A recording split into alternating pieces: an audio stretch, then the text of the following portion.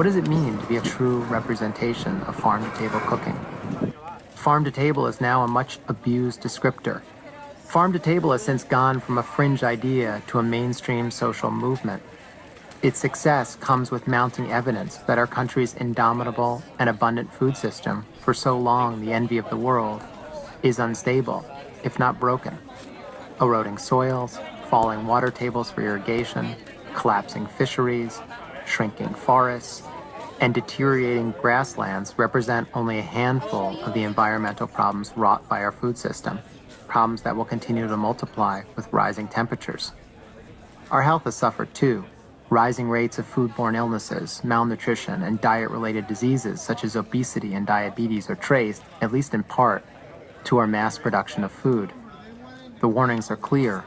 Because we eat in a way that undermines health and abuses natural resources, to say nothing of the economic and social implications, the conventional food system cannot be sustained. Fixtures of agribusiness such as 5,000-acre grain monocultures and bloated animal feedlots are no more the future of farming than 18th century factories billowing black smoke are the future of manufacturing. Though most of the food we eat still comes from agriculture that's mired in this mindset, extract more, waste more, the pulse of common sense suggests this won't last. It will, in the words of the environmental writer Aldo Leopold, die of its own too much. Farm-to-table, whose enthusiasts are called artisanal eaters and locavores, took root as the new food movement's answer to the conventional food system.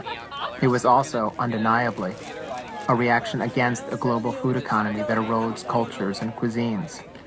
It's about seasonality, locality, and direct relationships with your farmer. It's also about better tasting food. Most support the farmer's market for the same reason that most doctors are drawn to prenatal care.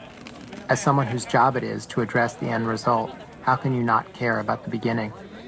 A growing number of chefs have joined the ranks of activists advancing the agenda of changing our food system.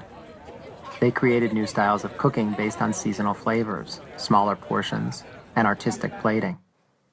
We now have the power to quickly popularize certain products and ingredients, in some cases, as with certain fish, to the point of commercial extinction. And increasingly we do with dizzying speed and effect. But we also possess the potential to get people to rethink their eating habits. Today, the message has gone viral, highlighting the perils of our nation's diet and exposing the connections between how we eat and our heavy environmental footprint. We raise money for school lunch programs and nutrition education and shed light on the real costs of processed and packaged food. Michael Pollan's The Omnivore's Dilemma and Wendell Berry's The Unsettling of America are on our cookbook shelves, as much for reference as for inspiration.